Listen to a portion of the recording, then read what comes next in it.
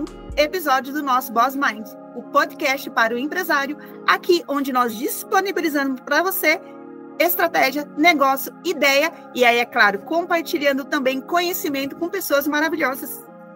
É isso aí. Fala, galera. Eu sou a Soraya Mendonça, sou contadora, educadora financeira e hoje eu estou aqui como aluna e fã. Eu chego a estar nervosa. Sério, professor? O senhor não tem ideia? A primeira vez que eu o vi, gente, foi lá... Foi em Orlando. Não assustei, não. Bom, assustei, mas no sentido seguinte, eu olhei e falei, Vera, olha lá, quem tá aqui? Foi bem desse jeito. E ela quem? Porque tinha milhares de pessoas, né? Mas quem? Falei, olha, o Vertamati, ele fala de economia na TV. Aí a gente foi tietar super educadas. Oi, a gente pode tirar uma foto? E surpreendentemente descobrimos que estávamos no mesmo grupo de estudo comandado ali pelo nosso eterno comandante, professor Rafael Olivieri, e foi assim maravilhoso. E a gente nunca mais desgrudou, porque como eu falo, gente, eu falo para vocês quase todo episódio aqui desse Boss Mind, não seja besta, seja inteligente, cole em pessoas que agreguem. A gente é. Então, professor, obrigada pelo seu tempo, obrigada por estar aqui conosco. Hoje eu estou aqui internamente dando vários chupa Globo, chupa CNN, Boss Mind. Nosso! Bom, antes de nós começarmos, eu vou aproveitar a audiência, a honra também de recebê-lo, para convidar as pessoas para nos seguir aqui no nosso podcast. Seguir, compartilhar, se inscrever, pegar depois o link no final da entrevista de hoje, jogar lá nos grupos que você faz parte e compartilhar de todo o conhecimento. Se inscreva. E também nós estamos no Spotify. Então, Vera, eu não consigo assistir vocês. Mas dá para ouvir no carro, mas também dá para ouvir mais ainda no Spotify, porque nós estamos nessa plataforma. Além de ter conteúdo, alguns cortes de momentos especiais aqui do Boss Mind lá no Instagram também. Então, professor, é uma honra recebê-lo aqui hoje. Obrigado por aceitar o convite. E foi assim, gente, convidei, rapidamente ele falou, eu aceito, só me manda aqui mais ou menos o que o Boss Mind apresenta para o público para eu poder ir na mesma pegada. Não falou desse jeito, tá, gente? Na mesma pegada. Ele não falou assim. Só que aí eu fui lá, disponibilizei, falei qual é o conteúdo. A gente já recebeu outras pessoas aqui no nosso Boss Mind também. E é muito relevante. Se vocês não estão acompanhando, acompanhem. A partir deste momento. Professor, seja bem-vindo. Eu que agradeço, Vera, Soraya. É ótimo estar com gente jovem. Aí eu me sinto um pouco mais jovem. Mas com certeza. Professor, começa se apresentando aí para o público que, às vezes, já está que nem eu, tirando foto do lado da tela, porque é fã. E, às vezes, está conhecendo o Vertamati hoje. Quem é Roberto Vertamati para essa galera que está chegando? Não, olha, eu sou de uma família que gosta de estudar muito. Não quer dizer que tem sucesso, mas estuda. E interessante como a gente encontrou via Rafael Olivieri, muito interessante que eu, depois de 20 anos, eu sempre quis fazer o doutorado.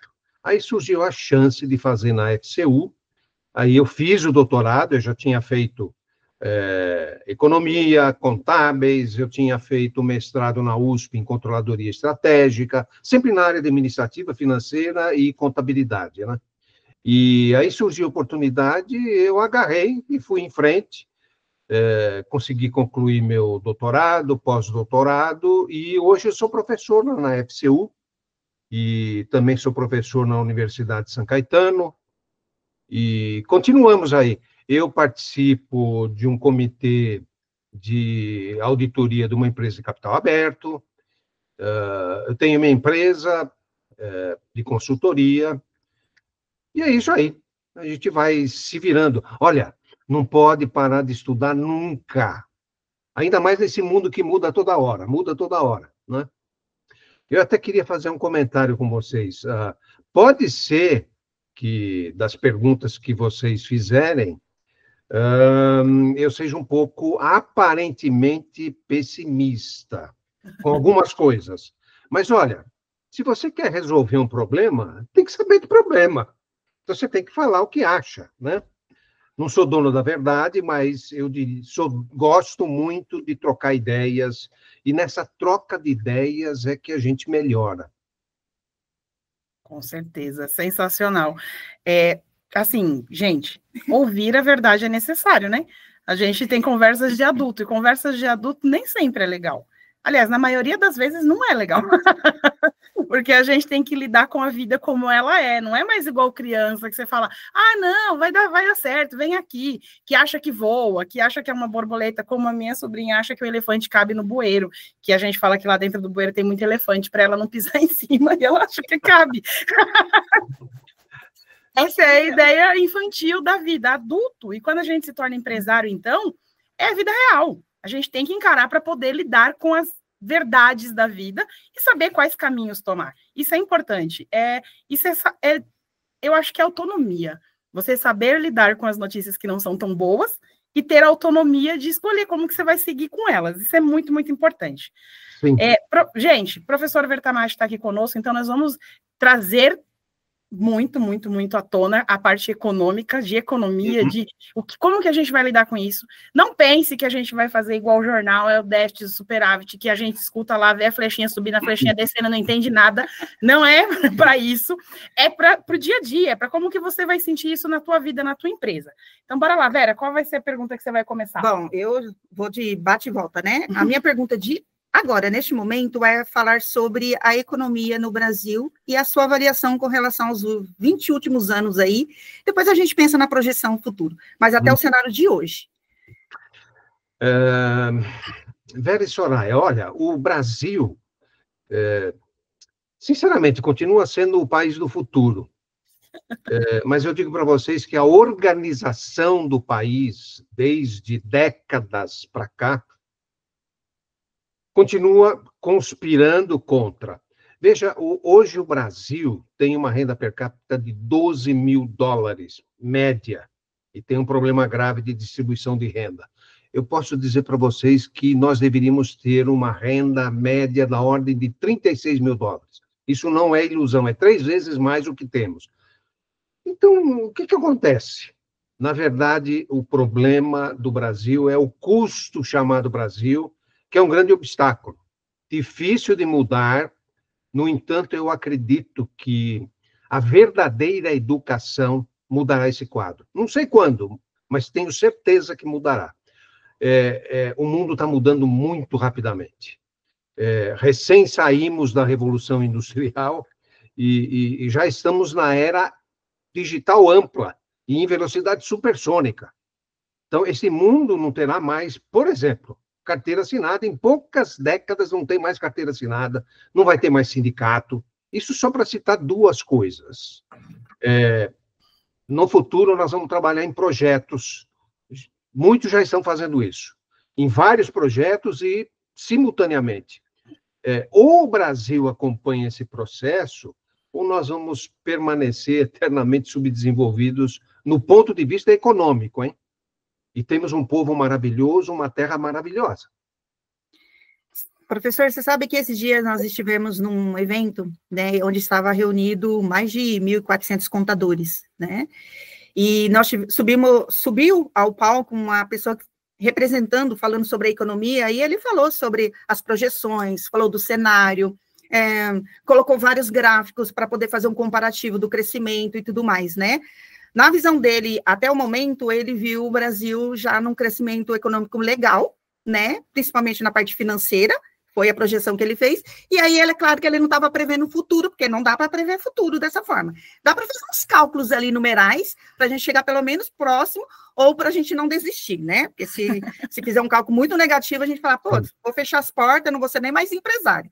Então, ele veio meio com uma parte mais otimista nesse sentido. Então, ele trouxe, assim, em 1 hora, mais ou menos, uma atualização com relação a isso, e também ele fez projeções com o Brasil, vendas, exportações, importações e tudo. Como você vê essa parte também, na sua avaliação, até porque o senhor estuda a parte da economia e tem essa visão de futuro? Só dando ênfase ao que eu comentei, olha, nunca ter medo de apontar os erros. Eu volto a repetir isso. pois somente eu acredito, né, que dessa forma nós vamos conhecer os nossos defeitos para corrigi-los. Não ter medo dos erros. A gente aprende muito com os erros.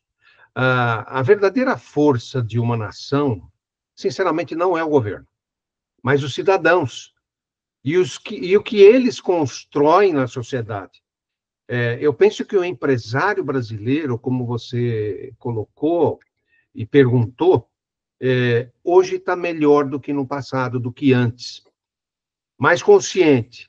É claro que estamos longe do ideal, mas estamos a caminho e devemos sempre aprimorar o conhecimento. Nunca deixar de aprimorar o conhecimento, sempre. O empresário brasileiro, em especial o micro e pequeno, hein? Diante do quadro apontado, olha, ele é verdadeiramente um herói, sinceramente. Muito criativo. Só para ter uma ideia, são criadas por ano, em média, 2 milhões de empresas novas. Isso é criatividade, sem dúvida nenhuma. É verdade que muitas fecham, em função do custo Brasil, que é um empecilho, e muitas fecham também pela falta de estudo desses empresários, falta de preparação, que é outro empecilho. Volto a dizer que o problema do tamanho do Estado tem que ser combatido por todos, e pode demorar para ser resolvido, mas a falta de preparo do empreendedor pode ser corrigida já, e muito mais rapidamente. Então, faça a sua parte, estude, estude e estude. Aprimore, aprimore e aprimore. Professor, olha que interessante, 2 pontos aí do que o senhor falou que eu gostaria de trazer à tona. Primeiro, como empresária, às vezes eu me sinto num cabo de guerra com as legislações e obrigações impostas pelo governo. Isso independe, tá, gente? Independe de qual é a cor que está lá, sim, qual é o símbolo. Porque, por exemplo, o senhor mesmo falou, muito em breve, em poucas décadas, a gente não vai ter mais CLT. E a gente hoje não consegue pagar mais para uma pessoa que é PJ, para ela trabalhar, sem que a gente não receba um processo trabalhista depois. Como empresário, a gente não consegue melhorar a vida dessa pessoa, porque a gente tem que estar alimentando essa máquina governamental e piorando a do cidadão. Então, isso daí, às vezes, a gente fala, eu sou uma micro e pequena empresa, estou no Simples Nacional, tenho o benefício tributário, né, que nem é tão simples assim, o Simples é uma... Meu Deus do céu! É complicado. Então, assim, então, o Simples Nacional, mas se eu crescer, eu desenquadro, aí eu vou ser punido. A gente é punido por crescer. Não existe esse investimento, esse apoio, que seja um apoio moral. E com relação a essa questão do empresário estudar, buscar conhecimento. Gente, eu estava vindo a caminho agora conversando com o motorista, e eu falei para ele, há alguns anos a gente só tinha a TV e o jornal impresso. Então, a gente tinha que acreditar naquilo. Se quisesse ir mais a fundo, a gente tinha que estudar história, ou seja, o que passou, ia para uma enciclopédia, ia para os livros, mas não tinha nada atual. Hoje a gente tem, então cabe a nós buscarmos, a nós cavarmos e entender, sem idealismos, sem utopias, com realidade, com verdade, o que está acontecendo, o que eu posso utilizar para mim. E a gente tem que ter vontade, gente, a gente tem que ter muita força de vontade. Eu vou dar um exemplo, eu fui convidada para dar uma palestra sobre contabilidade numa turma de arquitetos que estavam estudando arquitetura. Achei sensacional a visão de uma pessoa que trabalhou em escritório contábil há uns anos atrás, estava fazendo o curso e falou, eles não fazem a menor ideia do que é ter uma empresa, do que abrir, do que é imposto, do que vai fazer. Então, vamos trazer uma contadora. Gente, é sério, não teve adesão de 1/3 da turma para a aula, tá? E aí, quem é que não está te preparando? É o governo? Mas é você que quer ser empresário? Se prepara, aproveite as oportunidades, se joga. Esse 1/3 que esteve presente entendeu direitinho como que estrutura o negócio, o que ele precisa fazer, que ele tem que ter uma reserva financeira, que o capital social serve para custear a empresa e tudo que ele vai ter que fazer para não quebrar nos próximos 2 anos, como a gente tem umas estatísticas gigantes aí de que a maioria quebra. Mas isso daí é o querer, vai de cada um querer ir buscar isso. Você sabe que é importante também na sua aula, que acabou dando aí para 1/3, é que essas pessoas que absorveram o conteúdo, ela vai aplicar no negócio dela e nem sempre ela vai replicar para o outro. É mais ou menos assim, eu fui lá e me dispus, eu fiquei 2 horas... eu que aprendi, né? Nem sempre, até por conta do tempo. Então, se a gente propaga a educação, a acessibilidade, fácil acesso às informações, eu acho que todo mundo, independente do tempo que tem que reservar para poder, pelo menos, começar a absorver o conteúdo. A gente não vai absorver de uma única vez. Falar que em 2 horas você aprende tudo que precisa dentro de uma empresa é mentira. Você vai aprender, vai pegar aquilo que é essencial para aquele momento, depois, num outro momento, você volta a assistir a aula, depois você volta a participar da aula nesse tema, e você vai aplicando e entendendo melhor. A galera está com 3 entusiastas do estudo aqui. Não, e precisa ser muito resiliente, hein? E olha, o brasileiro é resiliente, é muita dificuldade, e só complementando, né? Pequenas e médias empresas são algo como 90% dos negócios no Brasil, e segundo o Sebrae, eles geram 80% da mão de obra formal. Você sabe que hoje a gente tem mais ou menos 40 milhões de carteiras assinadas. Esse número, há 10 anos atrás, era 45 milhões. Nossa, mas a população cresceu e diminuiu o número? Sim. O próprio IBGE diz que em 2045 nós teremos só 5 milhões de carteiras assinadas. Está corroborando e confirmando o que eu estou dizendo com a mudança que a gente está tendo. Então, esses 90% de negócio, o Sebrae diz que 80% é mão de obra formal. O Brasil, ele tem aproximadamente 26 milhões de CNPJs ativos. 88% desses são micro e pequenas empresas. Então, o que eu quero corroborar com o que eu respondi antes, né? O tamanho descomunal do Estado brasileiro, incluindo burocracia, desrespeito a contratos, carga tributária, corrupção, acaba contribuindo para o não crescimento dos pequenos negócios. E aí eu faço um paralelo. Vocês que conhecem os Estados Unidos, lá as pequenas empresas são incentivadas a crescer. Aqui são incentivadas a ficar do jeito que está. E olha lá. Então, isso é algo normal nos Estados Unidos e aqui não. Você estava comentando isso, né, Soraya? Então, apesar de uma legislação um pouco mais simplificada para as pequenas e médias empresas, é ainda totalmente, eu diria que insuficiente para elas deslancharem, como ocorre nos Estados Unidos. Nós precisamos quebrar essas travas. Eu não sei quando vai acontecer, mas vai acontecer, porque o Brasil não vai ficar para trás.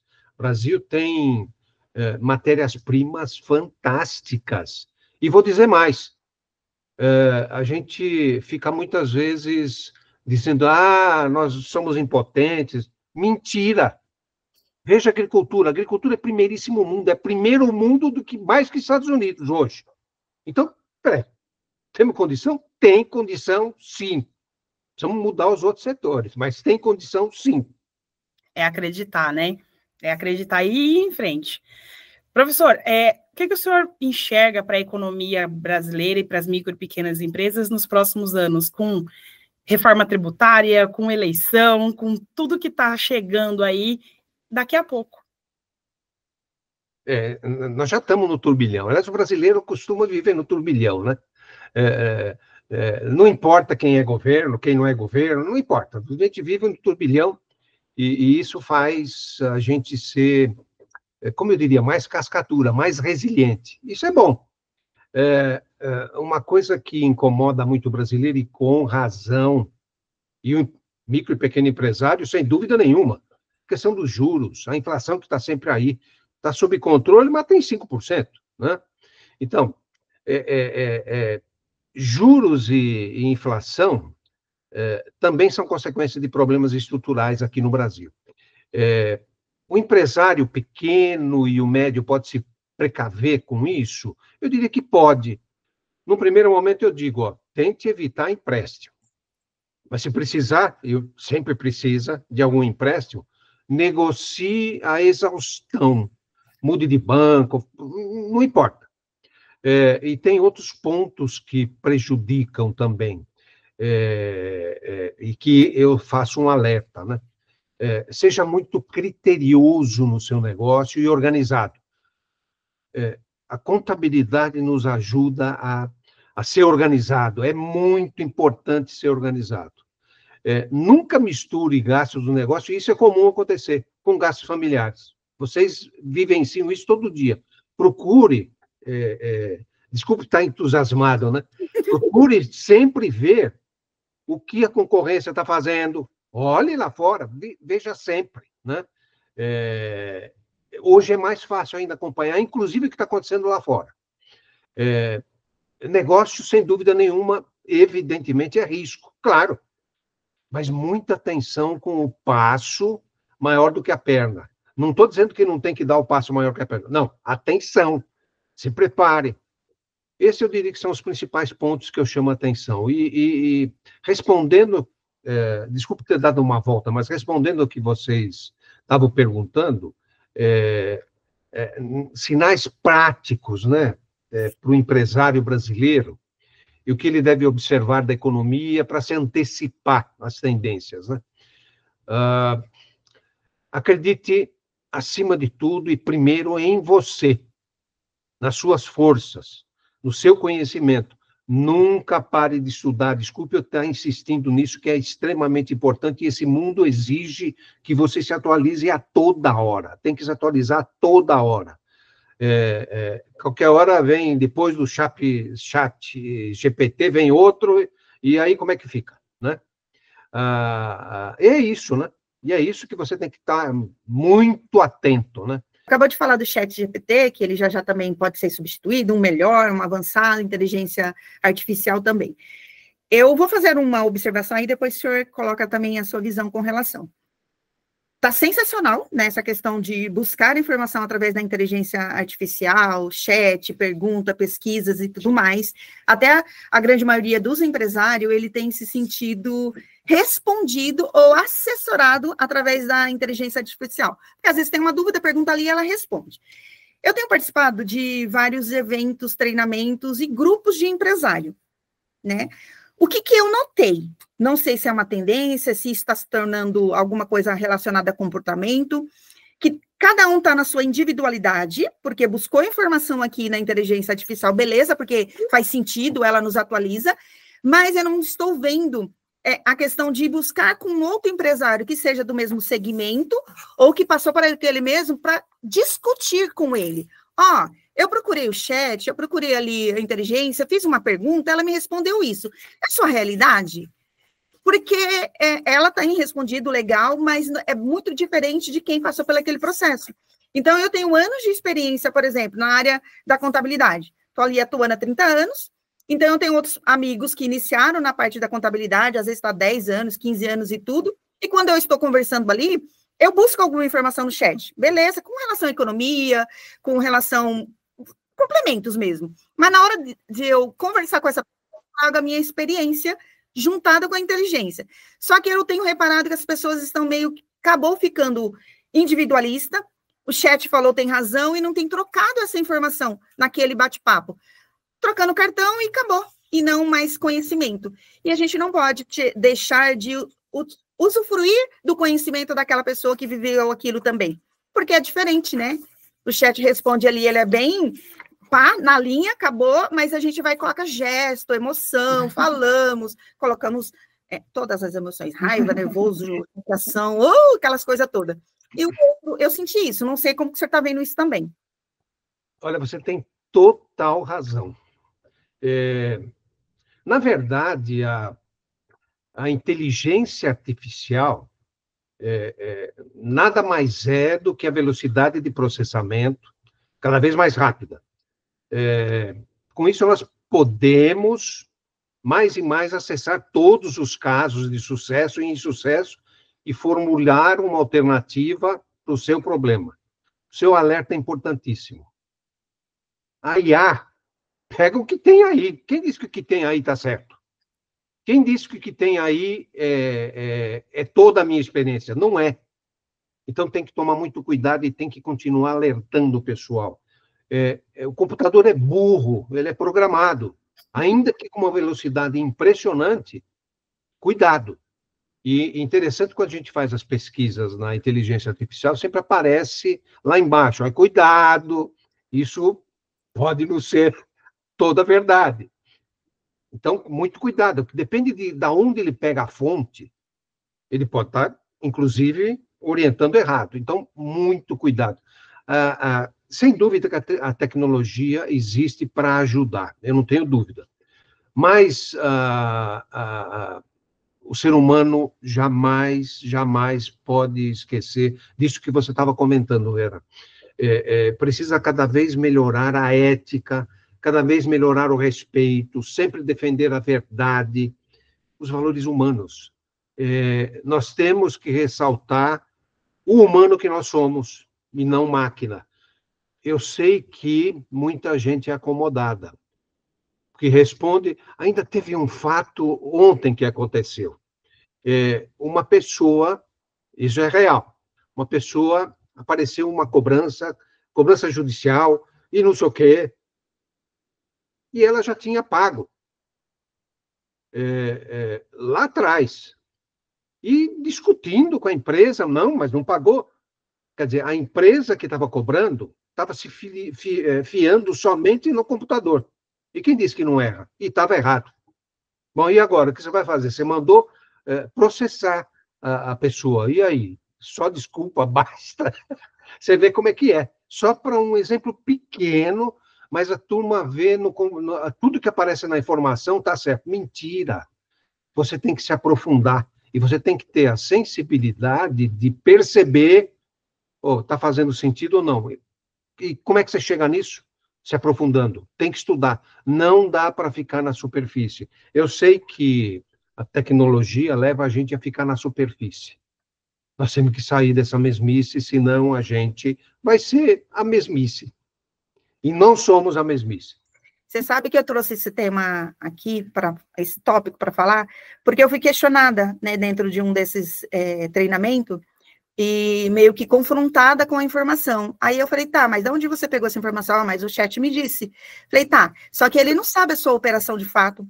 As pessoas que trabalham na sua empresa, ele não conhece o perfil do seu líder, ele não conhece o perfil, você conhece, o chat não conhece.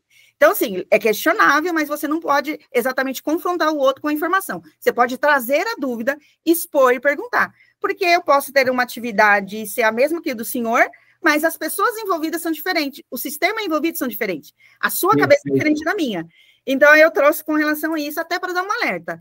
Tem ajudado aqui, nós na contabilidade? Nossa, está sendo sensacional, né, Soraya? Tem ajudado bastante, a gente tem feito muito uso disso internamente, mas nós trazemos os funcionários para esse bate-papo. Pessoas falando com pessoas, porque nós vamos falar com outra pessoa, que são os nossos clientes, não vamos falar com outra máquina. Então, é muito legal. Vera, chat GPT, inteligência artificial. Basicamente, onde estão os centros de processamento? Estados Unidos. 50% a 60% do processamento de dados no mundo é Estados Unidos. É uma realidade muito diferente da nossa. Muita coisa que a inteligência artificial responde é conforme a realidade, e não é a nossa. Exatamente o que você está falando. Então, nós temos que ir além, sem dúvida nenhuma. Permite, se vocês me permitem, passar para um outro assunto, porque vocês questionaram. Eu não sei se foi a Vera ou foi a Soraya, mas perguntaram da reforma, né? Uhum. Reforma... Bom, então, as duas no... Uhum. Eu sempre defendi a reforma. Eu vou ser muito sincero aqui. Quando começou a ser discutida, depois de 20 anos no Congresso Nacional, sempre fazendo remendos, eu fui a fundo, estudei, e na minha opinião, a reforma está muito distante da ideal. Muito distante, muito distante. E não pode esquecer que nós vamos passar 7 anos de, eu vou colocar entre aspas, desespero. 2 sistemas simultâneos, 2 tributações simultâneas, 2 fiscalizações simultâneas, é coisa de louco. Os escritórios de contabilidade vão ficar loucos, né? É só o Brasil que é capaz, né? Com 2 sistemas. Não podemos esquecer disso.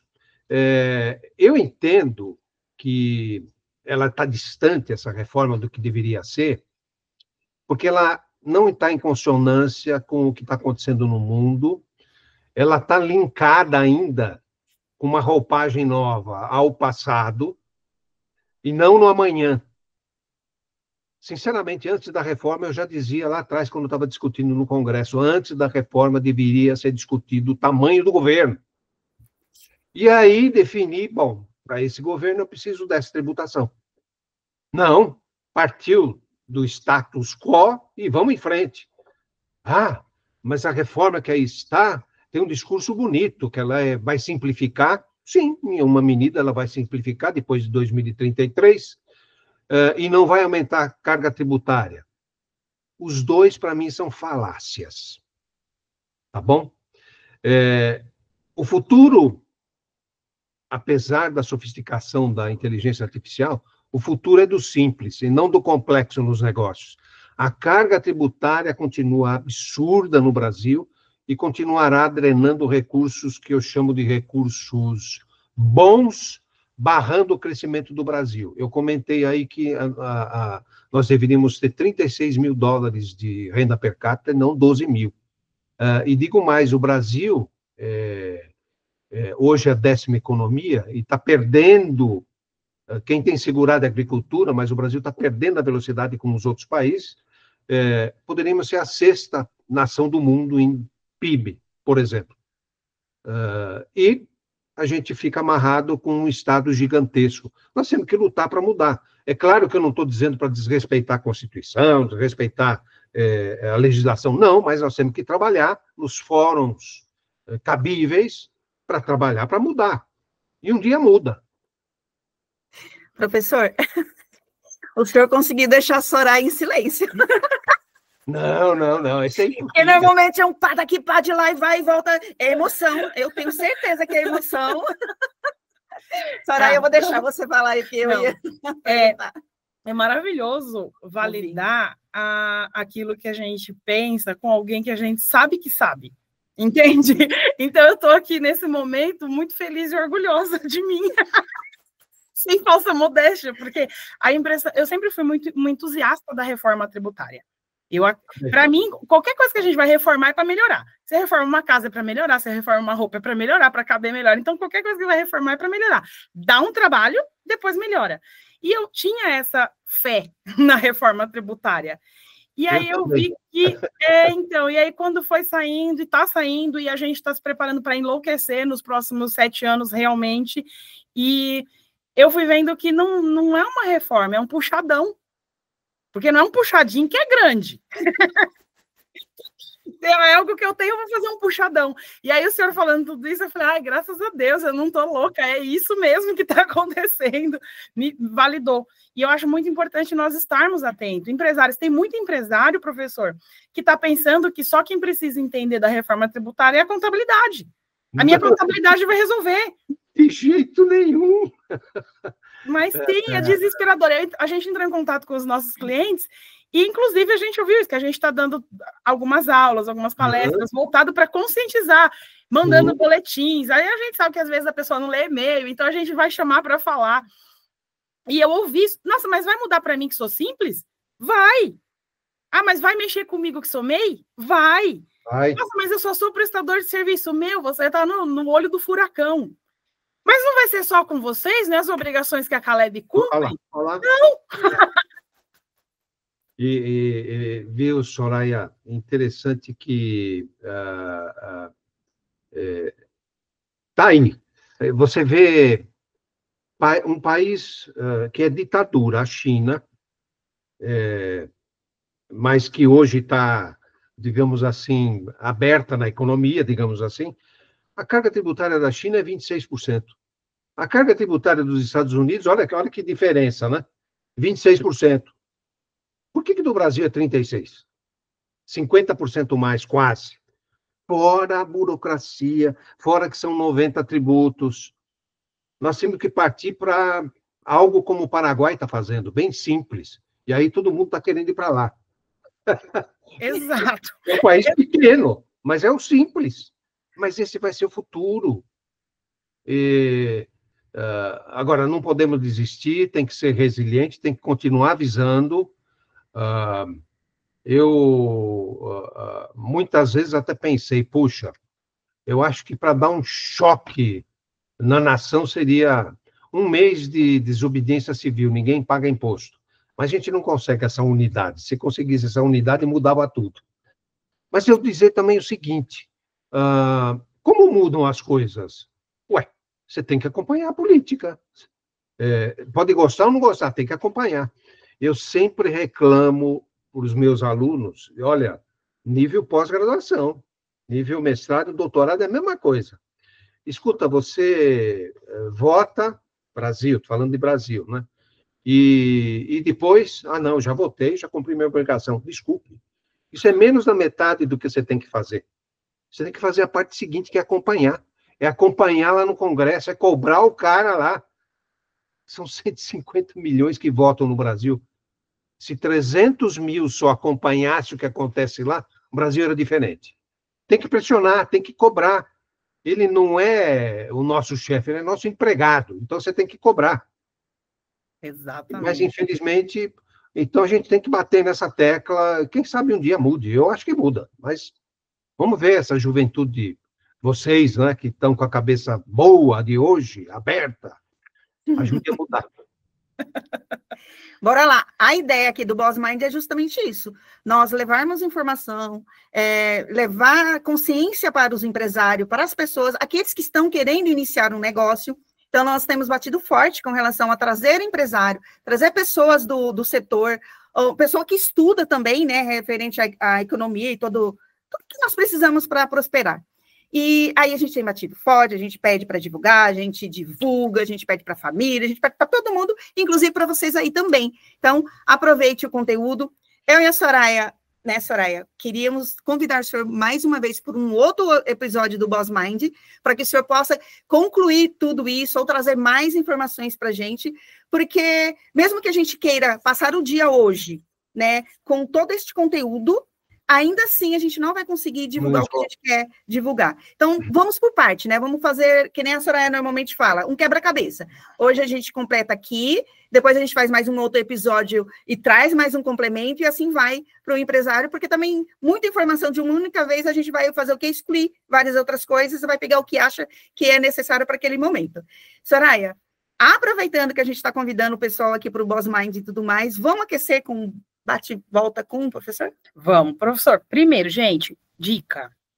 A galera compra aquelas lâmpadas de Bluetooth, coloca Bluetooth e coloca funk para a família inteira ouvir. Coloca o Boss Mind. Você vai começar a mudar a mentalidade dos seus filhos ali, vai todo mundo ouvir pela casa. Está aprendendo.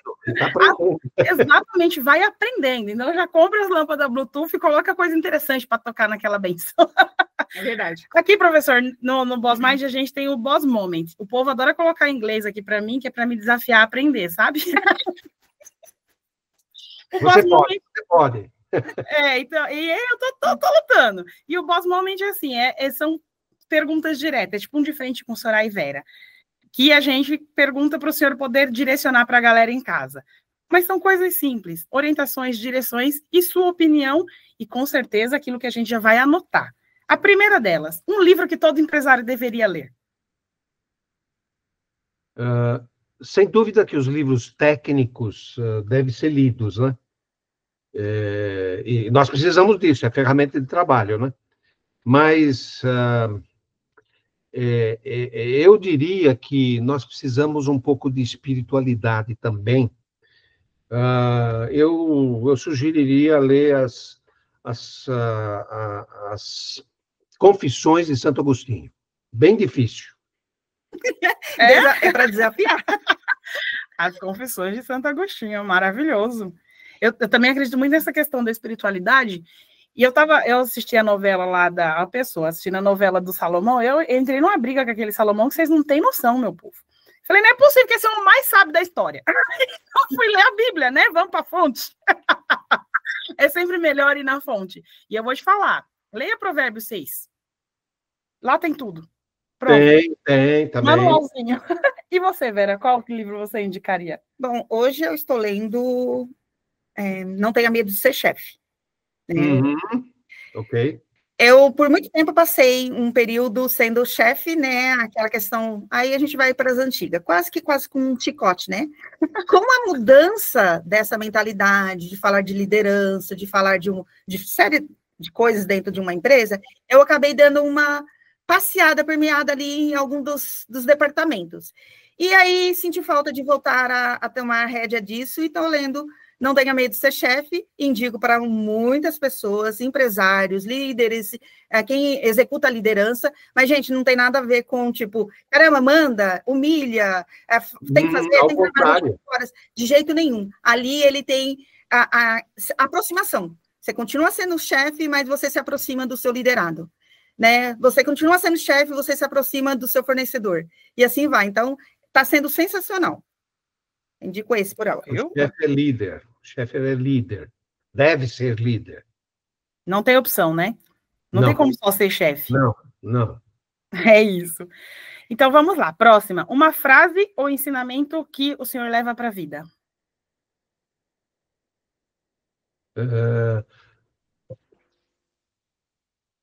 Sempre escuta a história, porque ela resulta o presente. E com isso, você tem uma ferramenta para construir o futuro. Nossa, que sensacional. Adorei. Eu vou assistir de novo esse episódio. Eu também. Uma decisão que mudou tudo.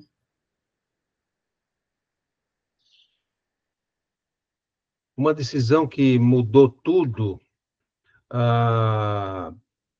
Você sabe que no início, eu acho que foi isso. No início do meu profissionalismo, eu tinha 18 anos só, acabei fazendo concurso público, entrei, acho que em primeiro ou segundo lugar, e falei, isso aqui não é para mim, é muita burocracia, não consigo. Eu ficava desesperado porque não tinha serviço, eu ficava criando serviço. A minha decisão de sair do serviço público, e olha, era concursado. Aí o prefeito teve que pedir para o prefeito, olha, você é concursado, você não pode, você passou muito bem, não pode, olha, olha. Foi a melhor decisão que eu tomei. Não estou criticando o funcionário público, que tem muita gente boa, mas também tem muito excesso. Sim. Se tivesse que começar do zero hoje, o que faria de diferente? Além do que eu estudei, eu estudaria psicologia. Que sensacional. Por quê, professor? Eu ia fazer a pergunta, mas vai que, né? Eu sou muito incisiva, invasiva. A psicologia ensina muito a entender as pessoas. Na verdade, eu aprendi de uma forma mais difícil, com as dificuldades do dia a dia, sempre ou como funcionário, ou liderando pessoas, ou chefiando pessoas, entre aspas, né? E foi mais difícil, né? Interessante que lá atrás eu também fiz o projeto Rondon. Fui no meio da Amazônia. Eu era o mais novo da equipe. Eu tinha 21 anos. Tinha médico, tinha não sei o quê. Tudo 25, 27, 28 anos, já formado. E eu fui como chefe de equipe. Apanhei para burro, mas aprendi muito. Então, a psicologia acho que teria ajudado mais facilmente a passar a entender as pessoas e contribuir melhor com as pessoas para o negócio ir até melhor. É o que eu penso. Sensacional. Professor Vertamati, muito obrigada pelo seu tempo, pela sua contribuição, por todo esse compartilhamento. Gente, você que está aí do outro lado assistindo, você pode pensar, mas ele não é assim. Gente, ele é assim. É essa elegância, é essa postura, é a forma. Não é só ele, a gente conheceu a professora Miriam, que é a esposa, que é maravilhosa. Os filhos, você sabe se a árvore é boa quando você vê os filhos, né? Cadê os frutos? Tivemos a oportunidade de estudarmos juntos ali, e que maravilha, que gostoso conhecer a família Vertamati, e ver que é possível ser de verdade e ter essa elegância. A gente sempre falava, nossa, eles são muito elegantes. Todos eles são elegantes, eles têm uma... São exageradas, não é? Nada, educado, essa elegância de educação, de ser fino, de ouvir, de falar no momento certo, de ter boas colocações. Então, parabéns, professor, parabéns por ter construído esta família. Não apenas todo esse profissionalismo, toda essa carreira, tudo isso que o senhor construiu, mas também isso que a gente teve a oportunidade de conhecer, né, por trás nos bastidores ali, e ver que é real é de verdade, não é para inglês ver, não é como os números da gente, que muitas vezes a gente marqueia, estou falando Brasil, tá, em termos país, marqueia para inglês ver, que é assim que tem essa expressão, né, só para inglês ver. Não, é de verdade. Por isso que a gente ficou tão feliz e tão... Meu Deus, ele vem! Obrigada. Olha, mocinhas, eu me coloco à disposição. Se eu posso contribuir com alguma coisa, ótimo. Eu sempre digo, ouça tudo, e não quer dizer que você aceite tudo. Vá analisar e você chega à conclusão. O importante não é o que eu estou dizendo, o importante é a conclusão que vocês chegam. Isso é importante. Muito sensacional. Legal, muito obrigada. Gente, a gente se vê na próxima, né? Deixa eu fazer aquela chamada final. Gostaram até aqui? Vocês têm acompanhado os nossos outros episódios? Não tem? Ai, que pena. Mas o bom é que dá tempo. Já que você chegou até aqui, se inscreva no nosso canal. Depois compartilhe o conteúdo também. Também se inscreva lá no Spotify e divulgue aqui as informações. Vera, não tive ainda a oportunidade de ver os outros conteúdos. Então, faz uma playlist e coloca para ouvir no Bluetooth, que a Soraya indicou, né? Lá na sua casa ou no carro. Ou, de repente, enquanto você estiver fazendo uma comida, sei lá, trabalhando no trajeto, executando alguma coisa. Que eu tenho certeza, enquanto o seu cérebro está ouvindo essas informações, logo depois você aprende e vai ficar melhor ainda se você praticar. Porque a ideia não é só você ficar ouvindo. Ouviu, encontrou um insight, falou, puxa, vou testar, vamos ver se é verdade isso mesmo. Vou colocar em prática. Coloque, você vai ter, tenho certeza que você vai encontrar a resposta. E faça comentário aqui pra gente, que vai ajudar pra caramba. A gente vai ter o maior prazer em responder também. Muito obrigada, até a próxima. Professor, muito obrigada. Um abraço para vocês. Obrigada. Outro, tchau. Tchau, tchau.